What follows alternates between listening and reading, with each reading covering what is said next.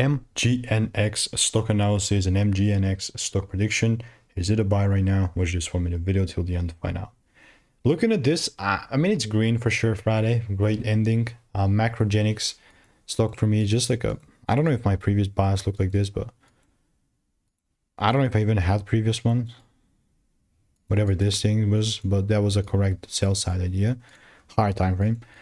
But when I'm focusing this on the lower time frame, like let's go I mean, daily it's not such a low time frame. But yeah, this is where my supply zone kind of starts. And in the meantime, there's nothing that can kind of get in the way if I want to jump in and double down on the bandwagon on the bullish side. And that's, I'm open-minded to it, you know, like I'm not closing myself to it. Because again, I've done 41,000 videos over 5 years. I've seen what's working for me and what's not. And you might think that I'm lying to you. Just please go ahead and check out my YouTube channel. If you want to learn how to make it 5 10K per month trading, click the first link in the description, get my free emails, and I'll continue to keep you updated. Goodbye and enjoy.